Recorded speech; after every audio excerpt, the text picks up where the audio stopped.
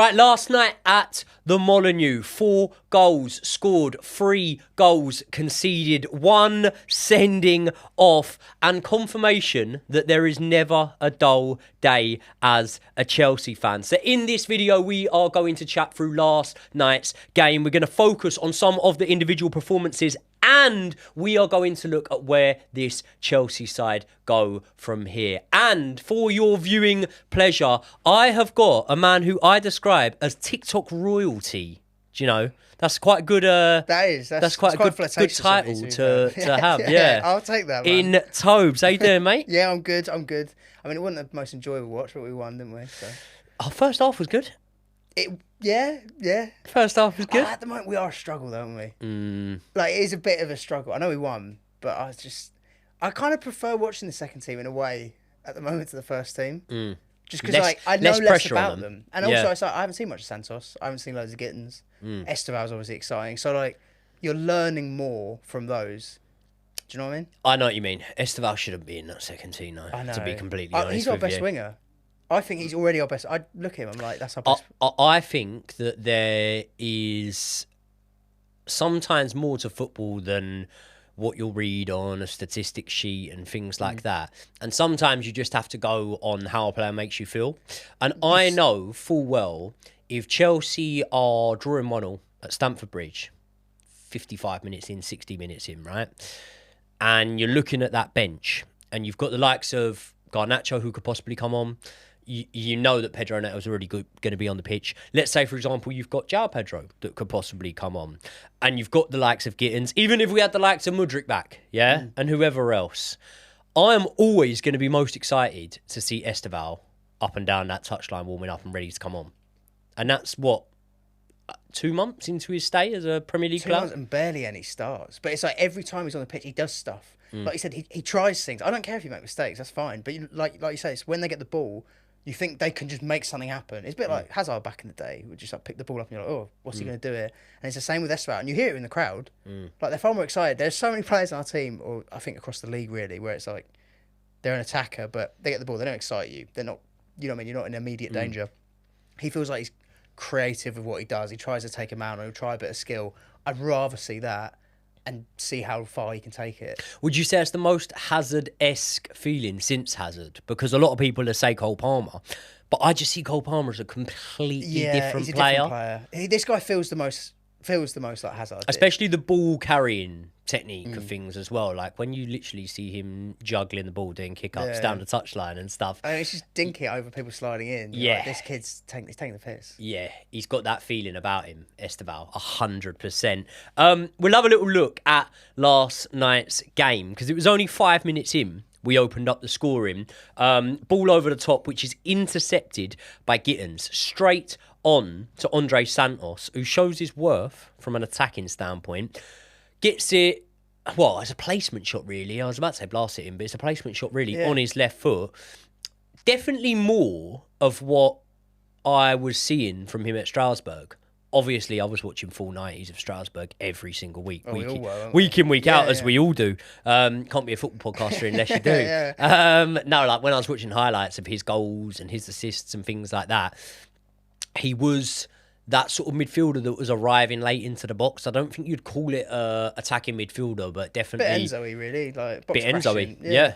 Budget Lampard almost, if you know what I mean. Yeah. And that was what that goal last night was. I've said that in a really offensive way towards Andre Santos. Not a budget Lampard, but that's what that was. I'd take a budget Lampard is premium of anyone else. Yeah, that's it. That's it, isn't it? That's a compliment.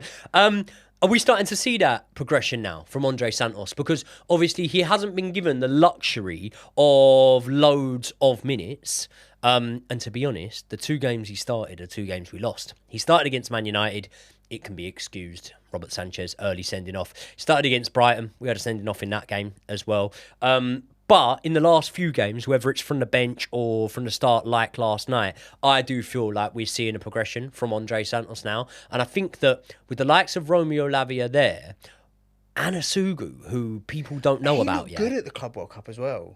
He looked really good. That was like a genuinely gutting injury that's sort of gone under the radar. Because we've had Palmer out, because we've had Colwell out. Like, that's all you look at. And Delap, obviously. But Like Asugo genuinely will help our squad. So Yeah. I'm quite looking forward to him. Well, But I he's think settled in. I think Asugu is the He'll sort of give middleman Caicedo a between rest. Lavia and Caicedo. Yeah. Because when you look at those midfielders that we've got there, everyone is a little bit different. Like, I remember people saying to me, "Oh yeah, Santos is more like Caicedo than Enzo," and I used to say, "No, Santos is more like Enzo. Like he's somewhere in the middle of both of them." And then it's like with Lavia, he's also somewhere in the middle of both of them. Because what you'll often see with our midfield is Caicedo will nip something out, spray it onto Enzo quickly, and that's where the creative pass will come from. Because Caicedo, not saying he doesn't have the ability, but he doesn't opt to carry the ball as much. Enzo doesn't opt to carry the ball as much. Romeo Lavia, right, and I know we're talking about Andre Santos here, but Romeo Lavia is one that doesn't do either as good, but can do both. So can pick up the ball, carry it. You see him actually do it last night. I think it was in the build-up to one of our goals. Yeah, the second goal. And then Andre Santos has the ability to be a little bit more attacking, arriving late in the box. So I do think we've got a perfect mixture there once Asugu comes back. But it's in these competitions that we're ultimately going to see the likes of these lads. So there's every possibility that even this season we don't see it as much from Asugu or perhaps one of an Andre Santos or a Romeo Lavia, isn't there, really? Yeah, I mean, Lavia's been a tricky one because of all the injuries, isn't he? So we haven't even really seen him like properly. Even like I think Fofana's played a lot more games than him, and I feel like I've barely seen Fofana yet. So Yeah. So Lavia's certainly one where I want to see him have a run of games. Same with Santos. Like he's going to take a bit of time to settle in because you're playing with different teammates every time when you're playing in a backup team, and you're only playing like every so often. So he needs more minutes, but. I don't know. We've got a nice mix, like you say, and they are young, so like they are going to settle in. I do feel like it's a good base of what we've got, but I don't see them ousting Enzo Caicedo yet. No, you know what I mean? but Like, that's why I think the Dario Asugu injury is an important one, and an important one to get him back from. Because, like I say, style of play wise, in the Club World Cup when we saw him, he looked like he was more in the mould of a Caicedo.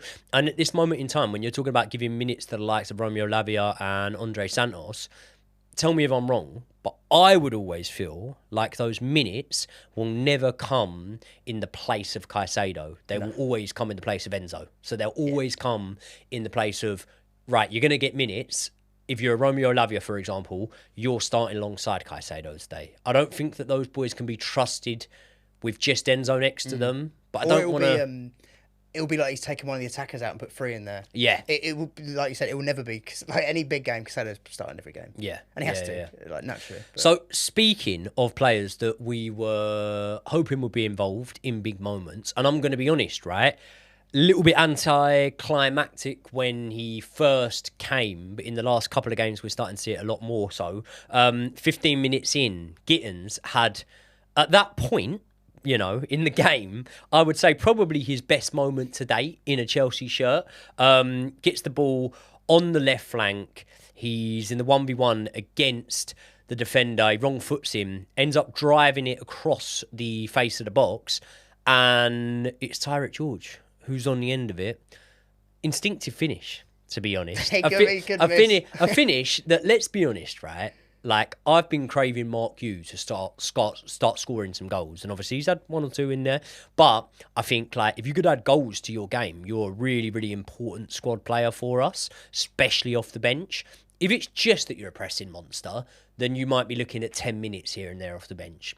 If you're a pressing monster that can score the odd goal here and there, then you might be looking at half hours off the bench. You might be looking at full halves. You might be looking at starts and whatnot. But what I would say is, if Mark Hughes had scored the goal that Tyreek George scored, as much as rival fans would just say, well, it was just a tap-in. If Mark Hughes had scored that last night, I'd be going, nice, that's development. That's showing instinctive number 9 play. And not only that, George scores in most games. Like, when I actually think, just as you were saying that, I was thinking, yeah, he did score last night, didn't he? I almost forgot that George had scored the goal because do you know what I mean? You looked at it and you go, oh, well done, Gittens. And then lesser matches sometimes, like say for example, what was a banger? He dragged us back against Lincoln City was a banger, yeah. And also at that point, we didn't look like we were doing anything in that game, and he just like he's got a shot on him, Tyreek George. Obviously, Ajax he scored, and he hasn't really played a lot. You know what's funny? A lot of people were questioning Enzo Maresca, and they were going, "Why is Enzo Maresca sticking this left winger George up top, through the middle and in the number 9 role?" And it's like, well, there's always going to be method behind the madness, because ultimately, me, you, or no one else that we even know is at Cobham week in, week out, right? So he will see something on the training pitch, and maybe he sees that, compared to the rest of the squad, George has got that instinctive finishing ability. So I think that that's definitely something we can look at there. Could it just be a case, though? And we're on to being 2-0 up in this game. Could it just be a case, right, of our B team, if you want to call it that, with a few additions that, you could say are in the A team, are just too good for this level of opposition? Because I think, ultimately, and we'll get on to how the game progressed, but there'll always be that point of me that looks at a game like last night and goes, oh, fucking hell, we can build on this now, we can build on that. But really, with the context of how the game progressed, and also with the fact of, you said you were excited to see our B team, yeah? Right? And I would say that is because, one, I was about to say it's young, our A team's young, but one, it has got that sort of ignorance of youth about it. Two, the pressure's not on them so much. Yeah. You're just looking for something to look at, really. You're not thinking right, we have to win today. You're thinking, I want to win, but what do these players offer us that they could maybe be in the A team? And we all know, like I said, I think every Chelsea fan is sort of fighting with Maresca about what is Esteban not playing. But other than that, it's I want to see more of Gittens, because a bit like you with the French league, I didn't watch much Bundesliga. I watched barely any Bundesliga. Never watched any Bundesliga, to be honest. I was told Florian Wirtz is the best 10 in the world, but here we are, I called that so early on. And I know I could still be wrong with it, yeah. I know I could still be wrong. But before a ball was kicked, I said to Josh, I went, that's Werner. I said, he's Werner. He's Werner again. I said, I do not trust these Bundesliga numbers. I can't trust them. I had a mate saying that, a Liverpool fan, was like, oh yeah, but you don't win Player of the Year in the Bundesliga. I'm like, we've had Nkunku, Werner, we've been there. We know. There's more. There's literally more. I'm going to get a load of stick right now for this. I'm going to get fucking tons of stick. But I've always kind of felt this. And I'll just put it out there. I don't know why I'm putting it out there, because I'm just setting myself up to get stick. Whenever anyone talks about all-time Chelsea 11s, there's always one name that's thrown in there that I always think, I don't think you belong anywhere near an all-time Chelsea 11. And this will break some people's heart, but Michael Ballack. Michael Ballack is a fucking unreal player. Yeah? Him, yeah. And he was an unreal player. And he was even an unreal player at Chelsea. But he doesn't come close to top, would you say top 7 to 10 midfielders that have played for him? I don't think he comes close. I actually might get in there, but I was in Lampard, Kante, Makelele. You think Ballack cracks the top 10 midfielders for Chelsea? Maybe in 10th or 9th. I'm trying to think. If you... Well, straight off the top of my head, I mean, you'd go Kante, you'd go, I'd say already, I know he ain't won league titles, but I'd already say Caicedo over him. I'd say Makelele, Essien, I'd say John Obi Mikel was better than him. I'd say Fabregas, I'd say Lampard, who I haven't put there already. John Obi, all right, take him off. Take him off. I'll add some more. Ruud Gullit, just in my time, and Dennis Wise. So maybe you could have him in there. I reckon he's lingering. Yeah, he's lingering on the outside. I do hear it though. Yeah. Tell you one man who's not lingering on the outside. He's very much at the front of my mind when it comes to creativity in this Chelsea team. It's Esteban that puts us 3-0 up 5 minutes before half-time. Wolves possessed at the back. Really good bit of play there from Andre Santos to nick the ball off of Lopez. And then once Esteban gets it, he does exactly what we think that he's going to do, which is just that classy little dink on his preferred foot over the goalkeeper. At this moment in time, right now, we're 3-0 up. We're feeling really comfortable. We don't really look like we need to make changes straight away at half-time. Are you worried at all about the second half? No, the only thing that was in my head was because Esteban got booked for a bicycle kick. I was like, I'll maybe get him off, play him at the weekend. That's what I'm thinking. But other than that, there was nothing to be worried about. I feel like they had a header and that was about it. Yeah. It was the second half though, where I can't pronounce his name right. Is it Buonanotte? No, Buonanotte. I'm pretty good with. Nice. Cadora, who scored for... Oh, the Wolves bloke. I guess. Arocadora, I think it is. Arocadora, I don't know. But he scored either way to make it 3-1. Nicked off us in the midfield. However, it's still 2 versus 2. It's still just that... a little bit of slow, not being proactive in our defending, like not. Sometimes you can go too early and you can be at risk of getting beat by a man, but sometimes you just got to bite the bullet and go for it at times. And there's one thing with Tosin Adarabioyo, especially in that defence, is he just doesn't seem to do that, does he? He's running through treacle a lot of the time. Like Tosin, yeah, he's just a squad player to me. Do you know what I mean? At the moment, there's a lot in our defence that I'm like, that's a squad player. Not Acheampong. I didn't really fault them too much on that goal because like when I just pass it to him and then they're left in the 2v2, there's not a lot they could do with it. But watching Tosin run, you are like, it's a long way off Saliba and that, isn't it? Do you know what it is? I always just feel bad because I always think a defence is what you make of it, and a defensive partner can either be made to look as good or as bad by who they've got alongside them. And then with the likes of like a Saliba, for example, over time you go and you prove people wrong because me and you remember a couple of seasons ago when everyone was saying, Gabriel, for example. Me and you remember a couple of seasons ago when everyone was just saying, well, Gabriel just looks good because he's got Saliba next to him. And it's like, well, no, because then you've seen him come out of the team. You've seen Gabriel play to a good standard sometimes. So I do think a defence is what you make of it, but I'm not willing to put any blame on Joshua Changpong last night or in the game before because I just look at it and I'm like, mate, what can you do? And I say this as well about the the goal we conceded against Sunderland was horrific, right? But there was a lot of people that were saying to me, you'll never say a bad word about Trevor Chalobah because he's one of your favourite players or whatever. What was he doing? He was in no man's land. I agree from one standpoint that he was. I agree, yeah? But at the same time, if you're Trevor Chalobah and you're watching Tosin just stand at the back of someone, right? And you, like I say, not only have shared all the experiences on the pitch that literally as fans, you know, that go to games, probably have a few beers, we've literally forgotten half of them, right? But also what we don't see on the training ground at Cobham, the reason Trevor Chalobah has probably not gone to his man is because he's thought he's easy to beat in the 1v1. And if he turns now and just, I don't know, dummies a shot and puts him on his arse or something like that, I've got to be here. I've got to be here. And we have got ample protection coming up there. Clearly not enough because we ended up conceding. Like, that was kind of an underrated factor in that goal. I feel like no one really clocked on that. It was like, why were there two of their players arriving and no one was there? No one was there. No one was there. Yeah. Exactly. It was just, that was one of the worst goals I've seen us concede, like ever. When, you know what I mean? You see goals where we give it away at the back and they're annoying, but that I don't think I've seen that. Like as a goal, it was just this is where I find it hard because I look at, like, say for example, there were moments last night. I mean, look, I don't think we got a glimpse of it though against Liverpool with Josh and Badiashile, and it was like, this works. This works. Yeah, that looks like Badiashile looked a bit like Colwell, and we all can see what Josh Acheampong is going to be as a player, and it was like, right, we're settled, and they get injured. Imagine that defence once it's all fit and firing. Really good. Imagine that, and I love Trevor Chalobah, but imagine Reece James, Wesley Fofana, Joshua Changpong, or Reece James, Joshua Changpong, Levi Colwell, Kukurea, even better. You got two-thirds of the defence. That back line were world champions. Yeah. Do you know what I mean? We don't have that back line at the moment, and that's why as much as like I get annoyed at watching us, I am also kind of factoring in, hang on, the best centre-back we have is injured. Yeah.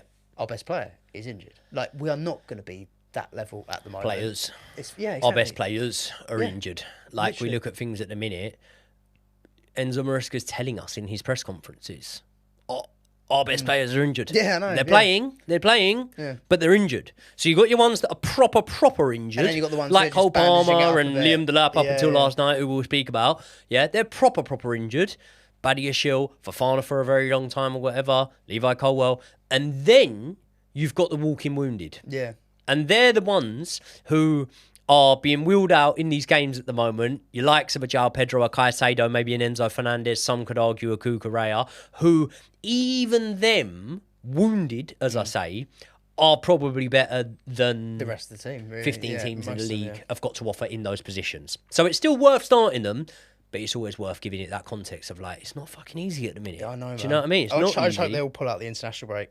Yeah. I enjoyed that. I can't remember. Was it recently? Reece just pulled out of England, and I was like, "We need to keep putting shit Reece doing pulled out. I think Caicedo came home early. Yes. Cucurella only played one Enzo game. left it early, I think. Yeah. It's like, we need more of that. Yeah, 100%. Listen, Wolves did grab a couple of goals. Meta Wolf gets on the end of a few. Long throw-ins once again. Like, I can't stand it. I can't stand it, but at the same time, like, we let's need to work back our on it. ideas on it. But You know what I mean? Your ideas and learn how to deal with it. Yeah. No, like, I don't want to watch it anyway, but forget that. You got to deal with it. That's like, You know what I mean? Do you know when these managers come out and say these things? Yeah, it's like fucking. That's like me going. It's like you being my flatmate and me going, "Toast, mate, like you ain't paid rent in 6 months," and you go, "It's alright because I ain't really even into money." Do you know what I mean? Yeah. It's like how these managers now come out and go like, "Yeah, I'm not really into that side of the game." You should be. Yeah. People are scoring goals against us all the time from set pieces. Well, it's like Get into it. Was it even with YouTube? If people change to do a certain thumbnail, you can't go, "Oh, I like the old one." It's like, yeah, but everyone's using that one, so you got to use that one now. I know. You know I what know. mean? Yeah, exactly. Mate, it's ridiculous. It's mad. Even the things these managers are saying this season, like, I need to. That should I be a feel like little there's season. a good quote book, from like, cause Manager watch. Slot's been going nuts. See, Slot's one, when he said he was moaning about the depth of his squad. Obviously, listen, Slot's been hard done by, man. yeah, It's that's true. It's not like they haven't had fucking 500 million or cents to go and spend. But either way, regardless, the depth of his squad. It's money though, isn't it? Yeah, it's the Coutinho money. Yeah, exactly. It's the Coutinho money. It's just still going all these years later. So Slot said that unlike the other teams, they haven't got the same sort of depth. And once he's had two subs, once he's made two subs, he's looking round and he's got a bench full of teenagers. Whereas other teams have senior players, or, the teams like Chelsea have the likes of an Esteval. We have teenagers on the pitch. Oh, is he a teenager? Yeah. Oh, that's awkward, isn't it? See, I didn't know. I didn't realise that when Slot said it. Now it's really awkward, isn't it? That he's a teenager, yeah. So it's ridiculous, the old narrative against Chelsea, isn't it? Talking about Esteval, saying like, "Oh, they got game changers on." It's that you got teenagers too. You got one of them off of us. He won a game for you. You didn't stop talking about it for fuck knows how long after that Newcastle match. What's the problem? Yeah, like, that Rio guy. It's like, use him. Yeah. You guys will go bigging them all up. Use him then. Yeah. Go ahead. But I do agree though. There's some of the stuff they come out with. Like Maresca did that, but he did also talk about Liam Delap's red, and I actually thought he was bang on the money with that. I was like, good, because we need to stamp this out. Like at this point, these red cards. At first, I'm like, it's quite funny because we're still winning some of these games. But then the Gusto one against Forest and this one, you just think Gusto one was They all don't make right. sense. I don't mind it. I don't But it mind was just Gusto like, being you suspended. didn't- No, I didn't mind that aspect. It was more like the actual red. I'm like, why are you doing that? Do you know what I don't like is the fact that Enzo Maresca. I always feel like, when I could be reading into this too much. I have no idea. I've never been a manager. I always feel like when you say something publicly, you're either doing it for one of two reasons. The first is because you want the figures above you to understand your situation, your dilemma, why maybe you're not delivering, right? And the second is because you've already said this to a player multiple times behind closed doors and it's not having the desired effect, Right. and therefore you think that if I say it in the media, then that might be something that Finally makes it it sticks. sink Yeah. in, whatever. The third I haven't discussed is that you're just a bit of a shit person. You don't sense them in the changing room. You just go on the fucking camera and say it. Like, I can figure... Listen, there's probably Chelsea managers that have done it. I can figure multiple Man United managers that used to do it. Like, what's his name? Not Van Gaal. What's his name? He used to do it all the time. It's bad that I forgot his name. He used to do it like every match. He only managed him for about 6 months. Idiot. Oh, Rangnick. Rangnick, that was it. He used to do it like every match. Like, I bet he never said nothing to them in the changing rooms, and you just go in the press conference, just rip them. I don't know what they're doing. What is it? He went, this club doesn't need... It needs surgery. It needs open heart surgery. Yeah. But this is what I'm saying, right? So what lets me down is the fact that Maresca's actually had to say in his media interviews, like, I warned him 3-4 times, right? Now, again, I'm not a fly on the wall. From what I feel like I've gauged on Enzo Maresca so far, I think he's the type of guy who will have a word with you behind closed doors. Like, I think he's more in the vein of the man management mould of the modern day manager, more so than like a Jose Mourinho, for example, right? So I have no doubt that that there was sending a bit of a message to Liam Delap, as in like, mate, we really need you at the minute, right? It's become evident that we need you. So actually you're in a really favourable position. Because when some players get injured, that's their meal ticket gone, yeah?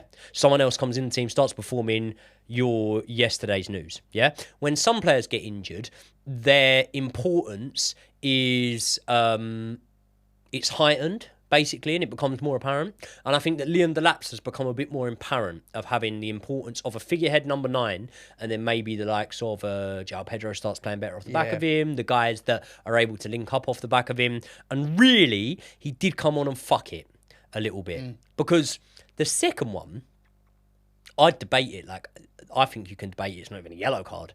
You could also debate it's a straight red. It's a really weird one, the second one, right, with the elbow. As I say, I could debate, because it's unintentional, that it's not even a yellow, but the rules have changed and whatnot. The first one's fucking stupid, man. Come on the pitch and you push someone over. You're shoving him, and also that guy's a wind-up merchant anyway, that Mascara or whatever the place was. Yeah. You know what he's doing. Like, you know what he's doing. That's what I don't get about him. I'm like, why are you doing it? What is the point? And you've pushed him twice. And also, we're 3-1 up. Yeah. We're 3-1 up. What is the point of this? And then I think he did one between them. He did some sort of tackle where I thought, we might give him a second yellow there. Yeah. It was obvious what was coming. Do you know what I mean? This was just in between, because I remember I was watching it. I weren't live streaming the game. I was watching it, and that was when I remembered he was on a yellow, because he'd done the challenge, and I thought he'd get a yellow there, and then I thought he's on a yellow, and the commentator said it, and he got off, and then within minutes later he was gone. He's out for that Spurs match now. I know. It's just ridiculous. And like you said, at the moment, João Pedro he is struggling a little bit the last few games. I think it's fair to say. Like, it's not. The start of the season, when he looked at his best, was when he was actually playing off the lap. Like, so for the last few months, we were thinking, okay, at least we'll get him back, and that will help with this. And you go and do that. And it was like when he was smiling going off, I just thought, mate, like, was he smiling going off the pitch? Yeah, and I was just like, how have you done that? Like, why have you done that? Like, you've obviously pissed off Maresca. For Maresca to say that, like you said, he obviously would have had a word behind closed doors anyway. So for him to publicly go, that's not on. Like, he's playing for himself. Like, playing for himself is quite a strong thing to say, I feel like. Well, as well, the thing is, you haven't got the money in the bank yet. Like, you haven't got the clout to fall back on. So, do you know what it reminds me of a little bit?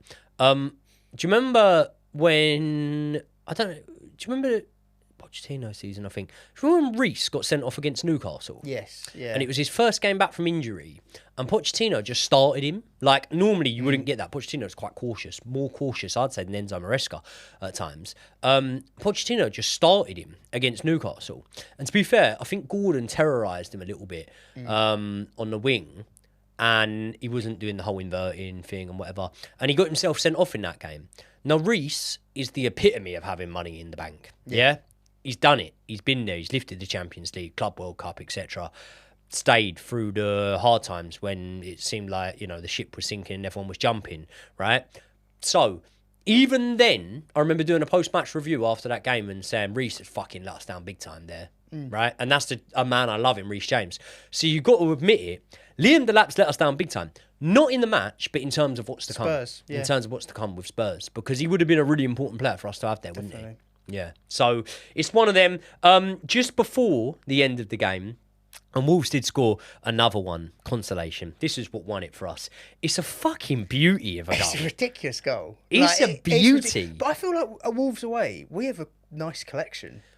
Tomori. I was going to say, Tomori scored that. Palmer had that chip last year. Oh, yeah, that was a Sanchez assist, wasn't it, as well? That was like what we thought we were going to get from Robert Sanchez originally. We had Ederson in goal for one game. Yeah. He's actually getting a bit better at that. I think 2025, he's been all right. Honestly... The other bloke that was in goal yesterday. Right. We'll have a chat about all of this. This is going to be the last sort of 10 minutes. We're going to talk about this. Let's just quickly talk about Jamie Gittens, right? Yes. Because that goal, outside of the boot, right, he admitted that the reason he found himself in that position was through fatigue. He said, I was a little bit knackered. That's why I hadn't got back, but it was actually convenient.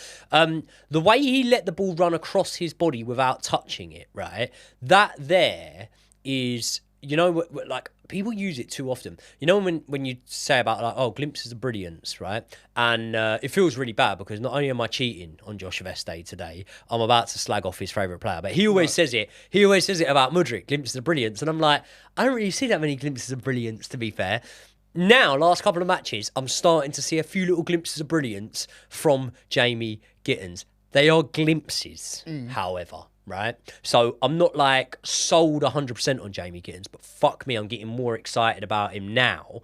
Do you think that off the back of that game, he has put himself maybe like in line with Garnacho? Because we've already had a little bit of a chat, That's the thing. haven't I we? don't see why not. Like you said, yeah, it's only glimpses, but I'm not exactly getting bucket loads of glimpses from everyone else. Like Esteval's the only one where I think that's our best winger. That just looks a bit to me our best winger. Neto, we know what he gives because we've seen more of Neto. But as far as like Garnacho and Gittens go, I think yesterday was more impressive than anything Garnacho's done so far. I don't really. Sorry to interrupt you, mate. I don't really put Neto in the winger chat no more. No. Like, yeah, we know him. I feel like he's a player that's very important to be in our starting 11 for like big games and anything then that's a necessary game to win. I feel like he is a player that's there because he's a cog in a unit, he's a workhorse and whatnot. And then he chips in with his goals and assists and whatnot else. Like his delivery is really, really good off both feet. Off the ball as well, though, you know what I mean? But I think he's a great player. And then when we look at wingers now, because we haven't got that vocal point, I feel like we look at it in the sexy way, the creativity way. So that's what you're kind of talking from here. Because I think there's an argument to be made, like, obviously a lot of people weren't high on his last performance, I get that. But there's an argument to be made that Pedro Neto is our best winger, right? But in terms of like our most exciting winger at the club right now, I think that Garnacho and Gittens have kind of levelled up on that pedestal just below Esteban now, haven't they? And I think that when you look at Gittens last night, there's probably, like you were alluding to there, just as much now to say, okay, we're probably seeing just as much from him as we have Garnacho, isn't it? I'd easily say that. Like, I know Garnacho scored at the weekend, but I didn't really see a lot after that. So I don't know. Like you said, it's two players where I need to see more. I need to see more of them. But I was more excited by what Gittens did on the pitch yesterday. And also, we were down to 10 when he scored. That's a key goal. Yeah. Because you know as well as I do, if that goes 3-3, we're going out on pens. Yeah. We're not winning that pen. 100%. It is the goal that won us the match. Do you know what I mean? And that's, I think, 4 goals or assists. I think 1 goal, 3 assists in his last 2 starts for us now, Gittens. So, it was, like you said, that's the step over he did where he cut it back to George. It's a really City goal. You know, Pep's teams used to score that goal for years. So beat your man, cut it back. Like, you want players that are just producing that. Put it on a plate for someone. We are a bit of a City team, to be fair. Now, with all the academy graduates. Well, he was, wasn't he? Yeah, there you go. Let's speak about Jorgensen. A lot of people have said I look like Jorgensen. Can you see it? No, I wouldn't do you like that, Joe. No. I think I'm a better goalkeeper than Jorgensen. Boxers do make good goalkeepers. They have good reflexes. Not me, I'm washed up, but other boxers do. What's going on with Jorgensen? Because obviously there was a lot of the time last season, not to say that Josh is saying this now, there's a lot of time last season when Josh was telling me that Jorgensen should have been in goal. I said, and it's easy to say this in hindsight, but consistency, I've said, I don't think Jorgensen's very good, personally. I just don't think he's had enough of an opportunity to show us he's not very good, right? I'll caveat that. I can remember matches off the top of my head. Say, for example, we beat Southampton 5-1, I believe, last season. Jorgensen was good in that match. Conference League games, I remember matches he was good in. There was the game we lost that he was really good in against Servette. Remember that qualification round? Yeah. Right? So I'm not saying I can't remember good Jorgensen performances, but even when I measure it on good, I'm literally saying good. That's like average, yeah? What I'm saying is I believe that Robert Sanchez puts in better performances for us so far, and I believe that the only thing that's stopping us, not us as a fan base, but maybe like other people, because I think us as a fan base are seeing it a little bit. I'd be interested to know your opinion on this. The only thing that's stopping the wider audience acknowledging that Robert Sanchez has levelled up a lot this season is maybe that red card against Man United. 100%. And also, I didn't even have that all on him. No. Like, I know he shouldn't take him out 3rd minute of the game, obviously. I just thought where we stepped up, put him in a predicament where he's like, oh, shit, and he's just sort of panicking. Once you come, you come. Yeah, exactly. Like, I think in 2025, Sanchez has actually been a good keeper. Yeah. And I was someone who was really sceptical on him. I was the same as Josh, where I thought, throw Jorgensen in, and that was purely because I thought, he can't be worse. Oh, he can. Oh, he can. He really can. That Villa game where he chucked one in his own net last season, it was like... I was like, how's that gone in? I don't know. He looks just... He doesn't even look like a goalkeeper. Even their... What was it? Was it their last goal they scored last night?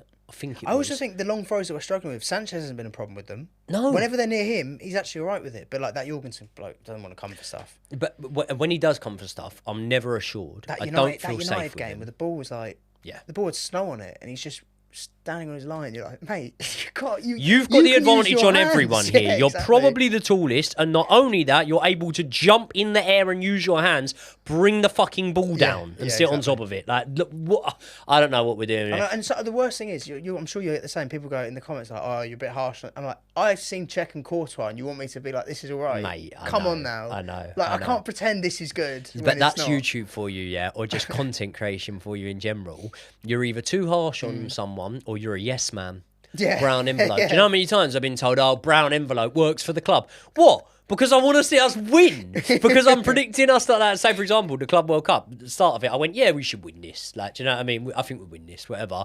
People, you're fucking mad, brown envelope merchant, whatever. And it's like, yeah, I know it's easy now to sit here and go, well, we won it or whatever. I said it before the Liverpool game. I said, I think we win it. You know what I mean? And people say, oh, no. It's like, mate, you do realise, right? You can just be optimistic about the club. And also, another thing is, it's all right when it comes to football, more so than any other thing in life. I feel, personally, tell me if I'm wrong, I think when it comes to football, it's okay to be a bit deluded. Mate, I've saying this to someone the other day, but we're talking about be a fan. Yeah. Everyone's sitting there being like, why aren't you being Gary Neville? It's like, I don't want to be Gary Neville. Exactly. I want to be a fan. Yeah. I want to enjoy myself and be like, sometimes it's quite fun to want your team to just be the best and take the piss and like boast about your players, whatever. It's fun.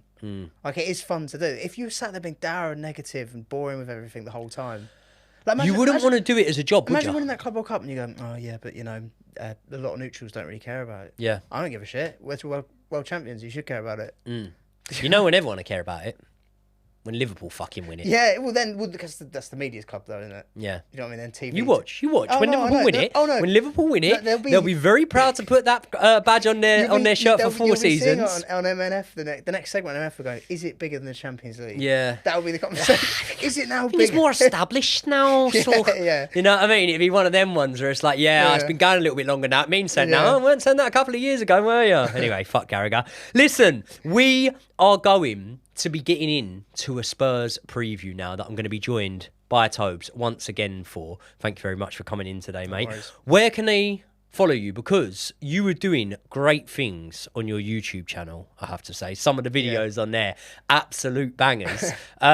Slowed down a little bit on the YouTube front, but still absolutely smashing it on the TikTok. It's dormant at the moment, so TikTok is Tobes. Anything on there, basically. Well, I'm going to put them both in the link. I'm going to put your YouTube in there as well, because I'm hoping just for my sake as a viewer that it comes back. It will come back. Something will come back. I just need to have a think. Yeah. Just make sure the next video isn't like the problem with Joey Knight or anything like that. No, you're good. I'm nowhere near big enough to get a video like that. Right, people, we will see you all in the next one.